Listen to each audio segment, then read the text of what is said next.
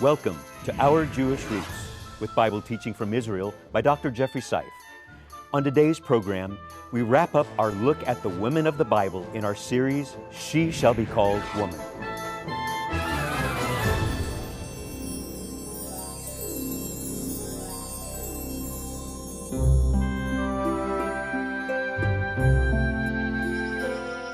I came forth from a man. But I found favor with him.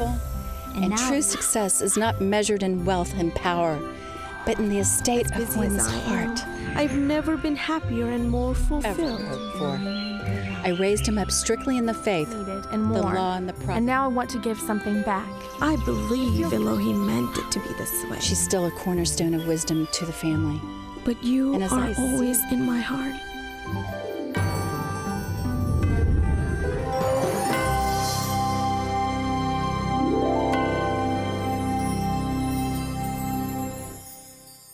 Thank you so much for joining us today. I am David Hart. I'm Kirsten Hart. Jeffrey Seif.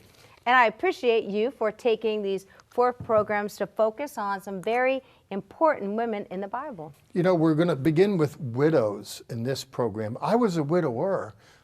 It's a really tough place to be when your other half goes on, you know, and let's take a look at the book, see what we can find. And I appreciate that, and I'm sorry for what you've walked through and so many of our viewers, but we know that God provides special place, and widows are a special place in his heart also. Let's go to Israel. For 3 years, the heavens were shut and refused to give rain. All because of this prophet. He met me at the city gate and asked me for a drink and some bread. But I had none to give, only a handful of flour and some oil. But he insisted, saying Yahweh would bless me with an abundance if only I would believe.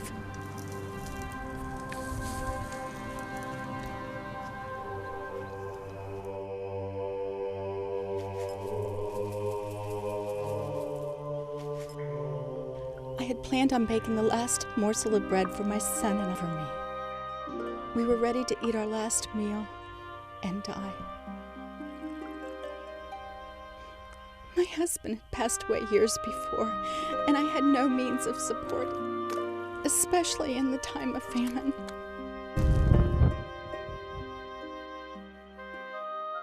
But in my most desperate hour, God made himself known as my provider. אלוהים יברכך וישמרך אלייך ושלום עליה. תודה. His grace is sufficient for me.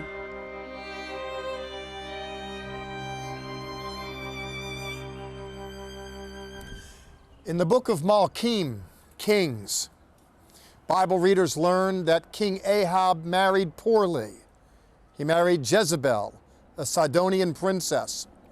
And by virtue of his marrying wrong, he brought untold miseries upon his world. Women were depressed, and why should they be happy? The men were miserable too. There was nothing to do. As a punishment, prosperity was driven out of the land. The water didn't water the earth. All there was round about was dust and dirt.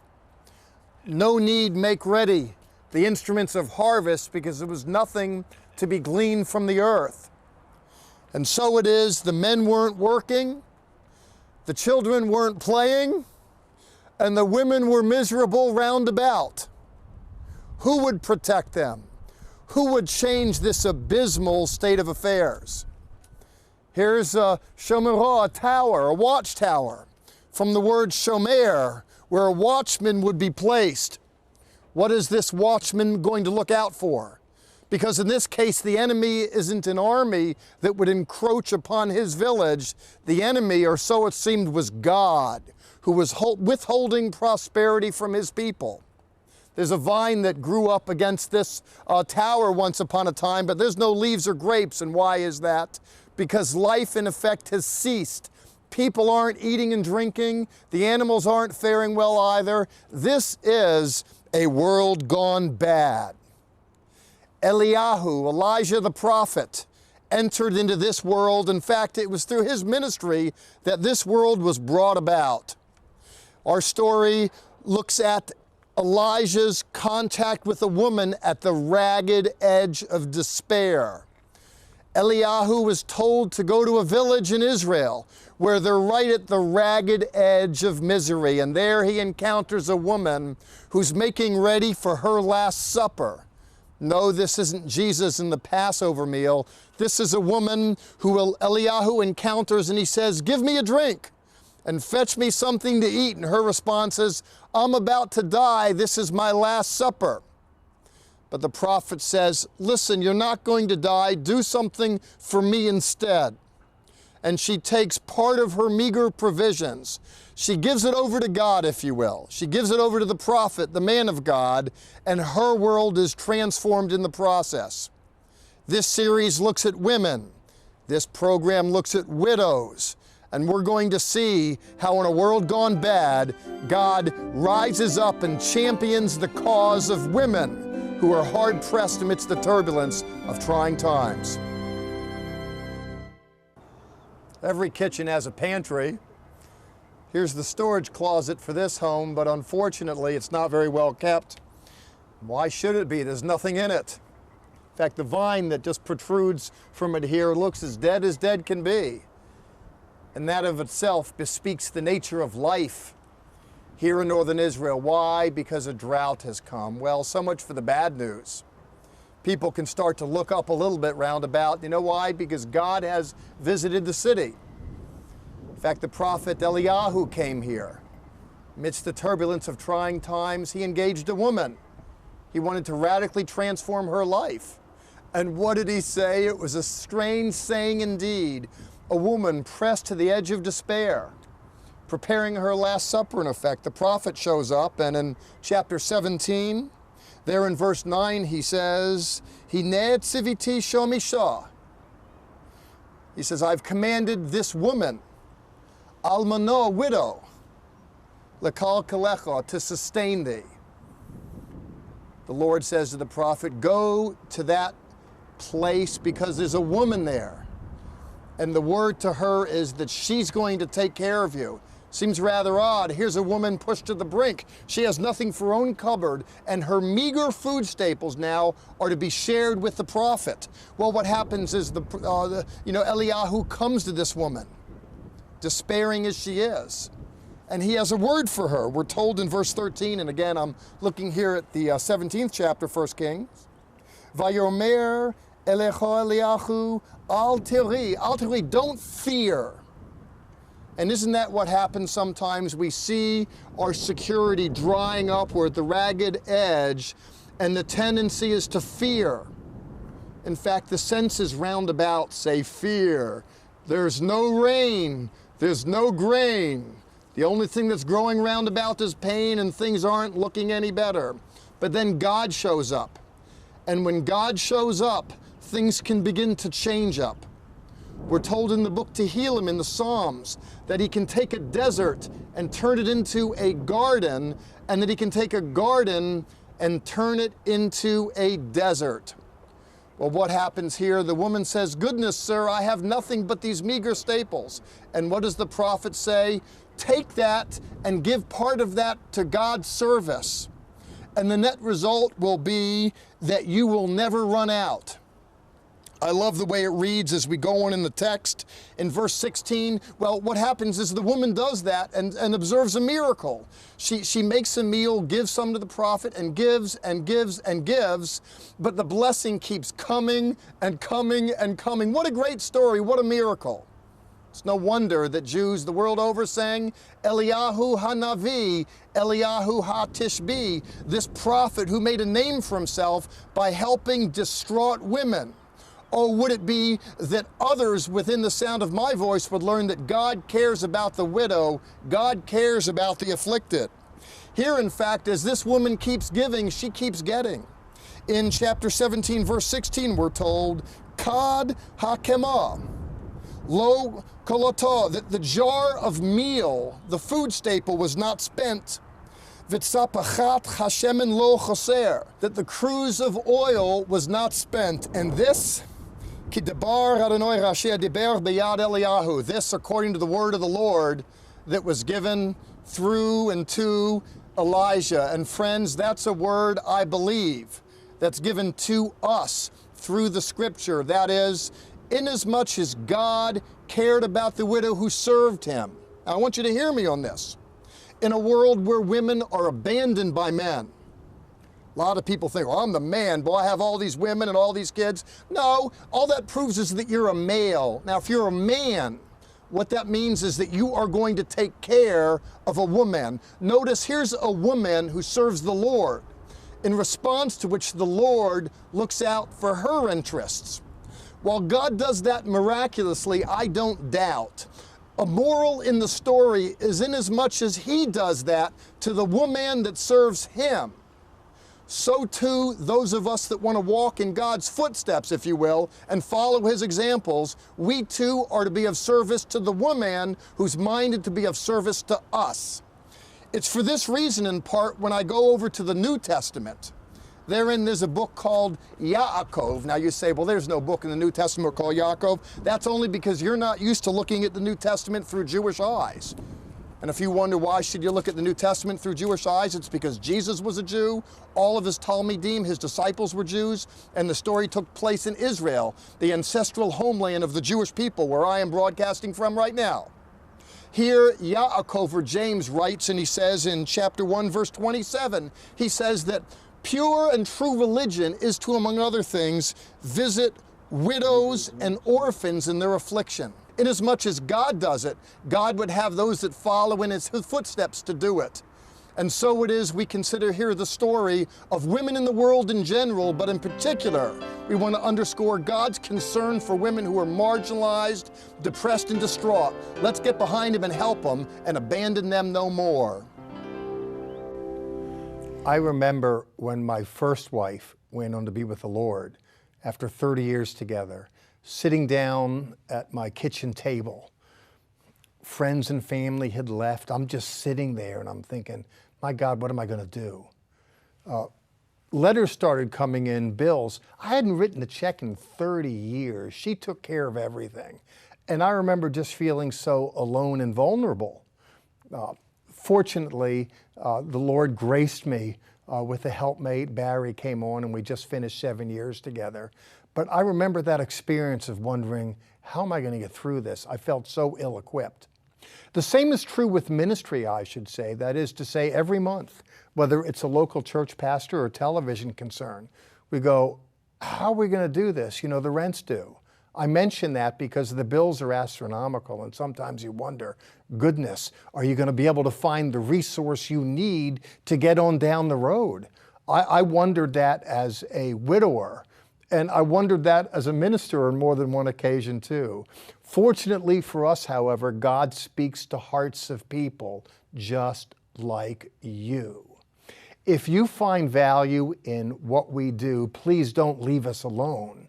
We need your extensions of grace, not to feather our own pillows, but in order to get this story out coast to coast and around the world, it takes a dime and a dollar, and we get it from caring people like you.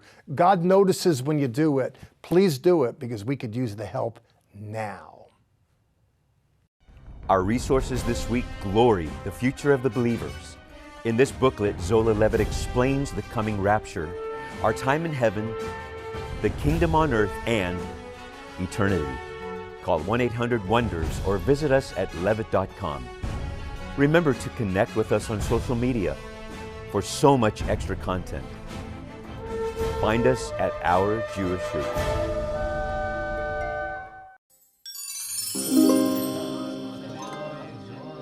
This was the second banquet I had prepared for my king and the treacherous man Haman. I was chosen as Queen of Persia, but now the lives of my people and of my own were threatened with extinction. I did my best to select the finest food and wine for my enemy. He tricked the king into signing an edict to eradicate the Jews, but he didn't know I was one of them. I had already risked my life once by going before the king uninvited, an act punishable by death. But I found favor with him, and now it was time for me to petition for my people and reveal who I really was. Perhaps Elohim did put me here for such a time as this. For within the moment I pleaded before my king, Haman's fate was already sealed.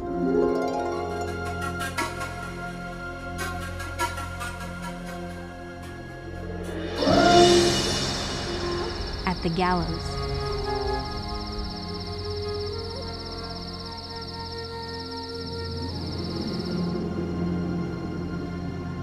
It's great to be noticed.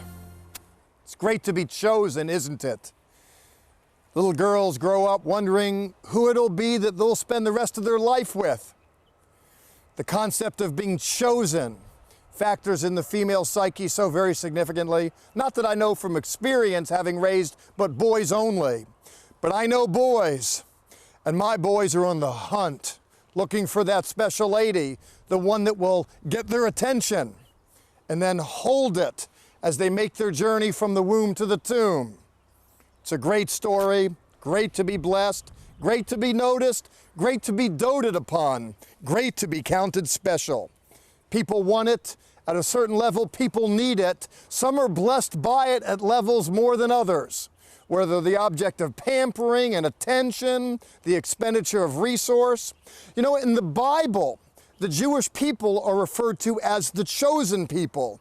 And by association, the church as well is grafted into that concept. That is, that God has his eye upon these people, referred to as his bride, both in the New Testament sense as well as in the Old Testament as well. His bride, his love, the object of his particular affections.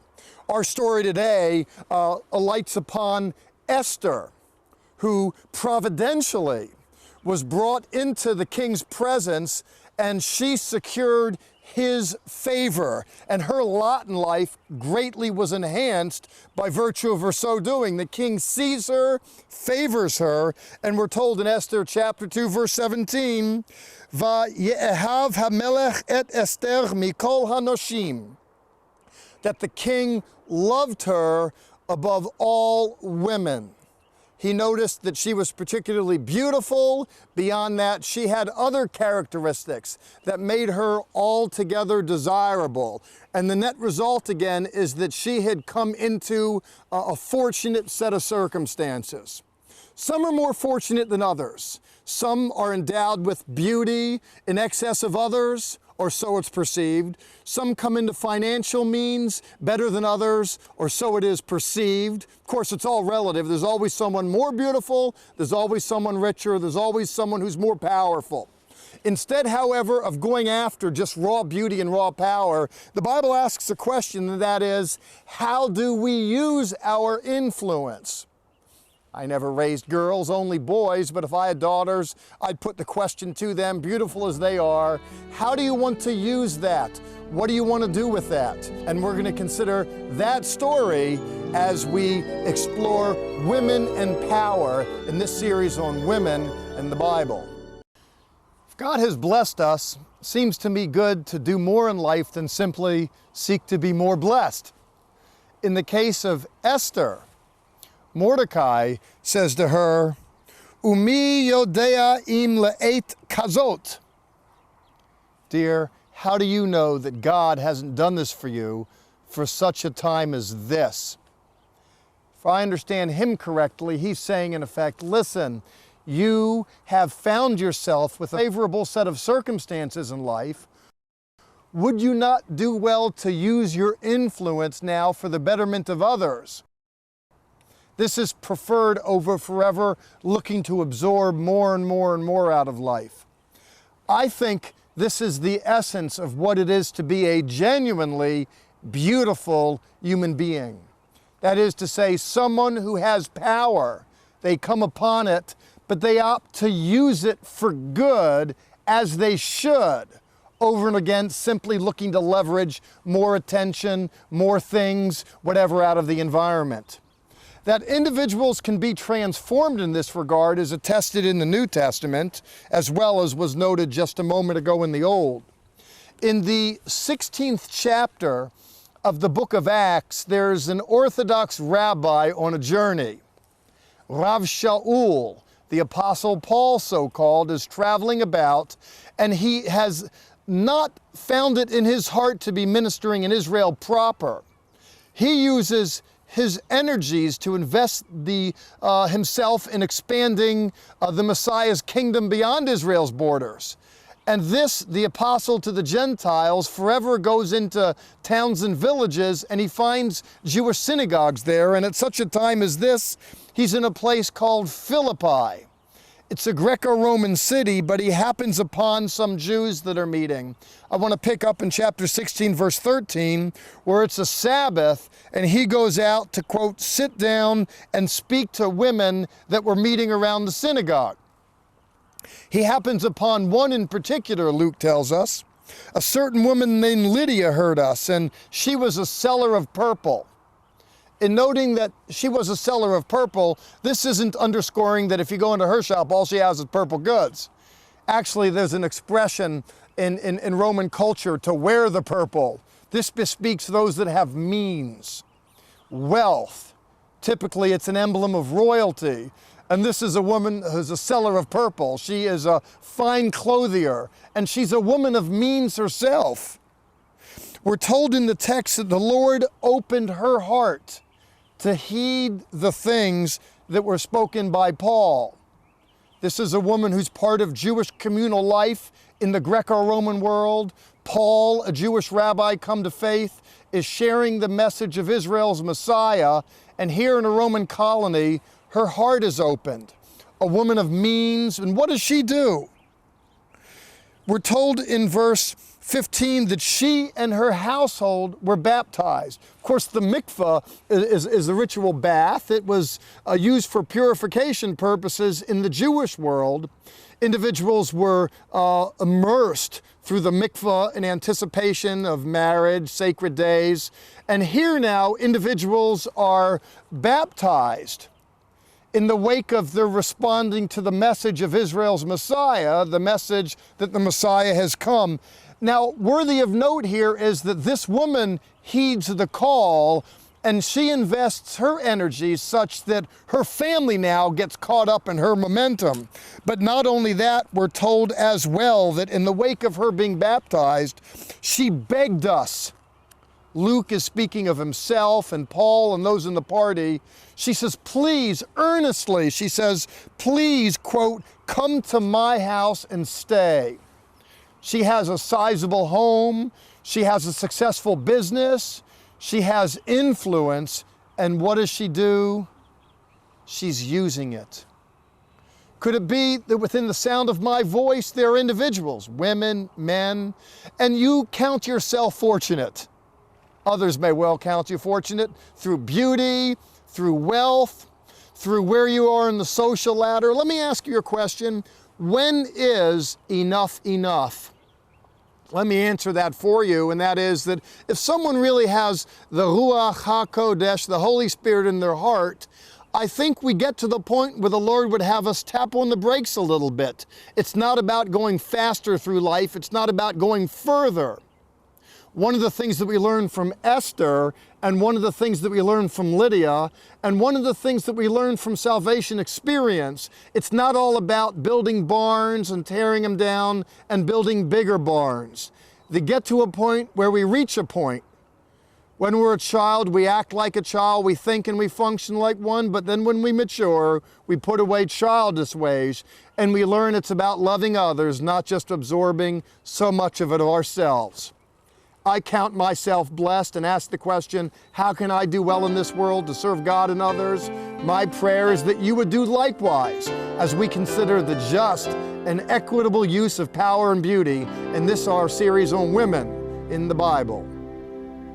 As a woman participating in this series, my greatest takeaway, I've got to say, is that we as women can use our strengths, our gifts, our abilities for good. We learned, and you taught about Delilah, she used her strengths not for good, for bad. But we have the opportunity and power within us that we can do good things. Queen Esther used her abilities, everything that she had inside of her, to save the Jewish people. Right, for such a time as this. Right. And I think in a lot of churches, by the way, it's the women that in so many ways are the pillars. There's an old saying, if you want something said, talk to a man. If you want something done, talk to a woman. That in so many ways, it's the women behind the scenes to make it all work. I was just thinking about our courting days 33 years ago. It was all good and everything was wonderful. You really have no idea what you're getting into years later in marriage, but both of us very thankful that Oh, we shoot, got I'm what glad we you went got. to a good place with Yeah, that. yeah. I thought, where are you going with that? You never know. I was You don't wondering know. if you were going to go to a dark place there. I want that Proverbs 31 woman right there. You want it, you got it, right? Mail order, I'm telling you. Yeah, yeah. No, we both did good. And doesn't it do your heart good? I know for me, whatever challenges I face in the world, and I do, I'm not wrestling with these relational entanglements and dissatisfaction because God graced me with the Proverbs 31 plus. And might I jump in and say it is a partnership. It does take two. We talked about Lois and Eunice and raising the children and teaching the children. You always said it's not 50-50, it's 100-100. And we each have our roles, but we do it together. And that, I think, is where the power is and the blessing is. Yeah, and I think it's important to look at roles too, because there's so much role confusion in the modern world. And young people are just, they're just not biblically aware, and thus the value in ministries like this. And thank you, by the way, for helping us to get the story out, really, all of us together, to bring the biblical testimony to life in the modern world.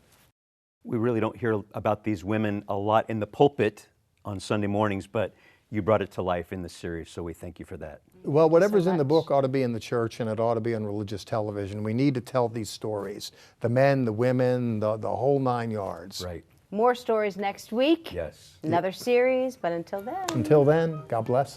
Sha'alu Shalom Yerushalayim. Pray for the peace of Jerusalem. Join us right now for additional content that is only available on our social media sites.